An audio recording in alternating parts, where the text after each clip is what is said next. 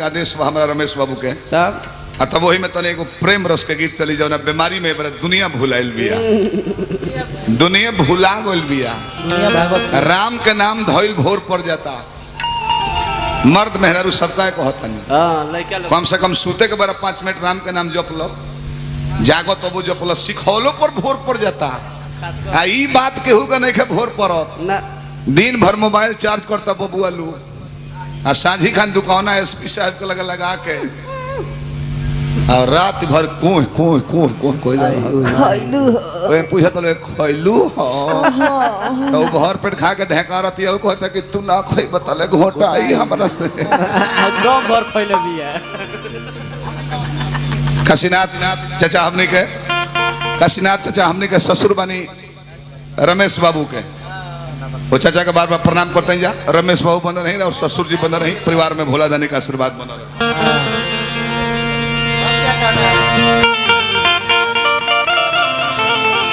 थोड़ा सा भगवान के जन्मोत्सव में चले के बाद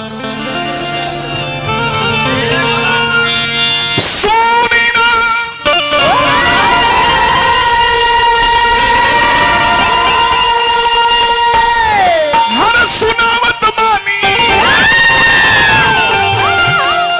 रामायण के कहानी अब ही सीखत अभी हमार उम्र ये कितना भइल बाबा और तो लड़का लो सियान हो गइल हमारा असो जन्मे वाला बड़े भादो में एक जना फिर अब ही सीखत अनुबानी बाकी पहले बानी तोने गावतानी अब ही सीखत अनुबानी बानी तोने गावतानी अब ही सीखत अनुबानी बहुत बहुत दीपुजवल बाबा हमारा बहुत सुंदर नाल बादक सारी पौन से धैले हर कलाकार गिरी बाबा है अजय बाबा हमारा बहुत बहुत आशीर्वाद हनी बाबा के पौन लगी करते हैं जब बार बहुत बढ़िया है कब के बात हो चौथा ने पौन के भइल में आगमनवा दुखी बारे अब करे जना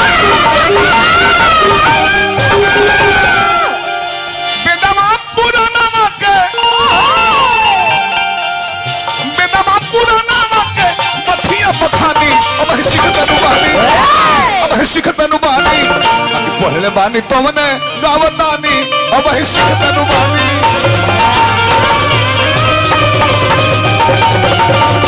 पहले बानी तोने गावतानी अब शिखत अनुबानी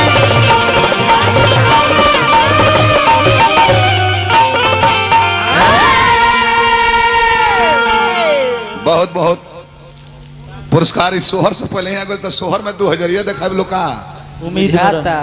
रमेश बाबू हमारा कपड़ा लाता बहुत बहुत पुरस्कार रमेश भाई वो कुछ हो ना भेजोली हम सोहर में सोहर में रमेश भाई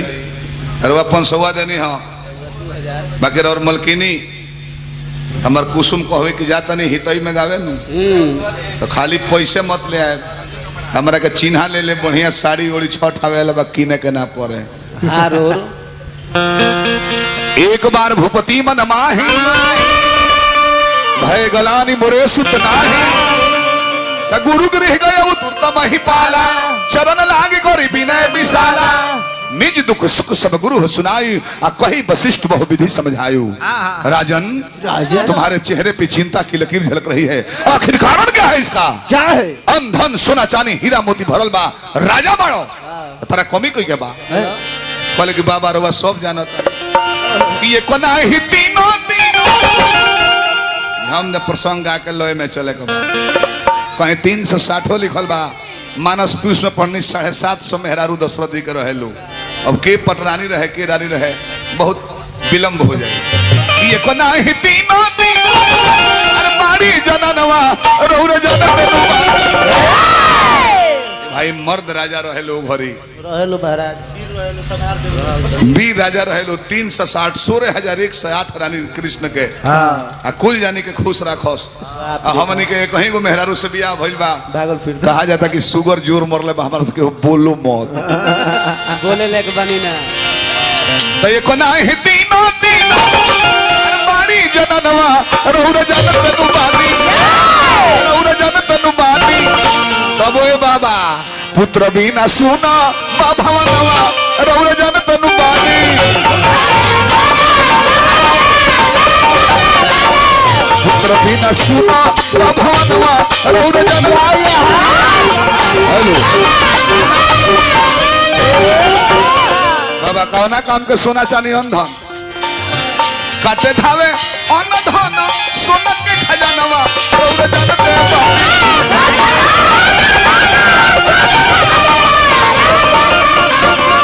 विद्यापति ने कहा कि काटे धावे अन्न आओ धन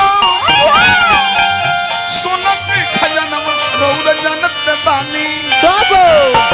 रौरा जानत बानी पुत्र बिना सोना बा भवनवा रौरा जानत बानी पुत्र बिना सुना भवनवा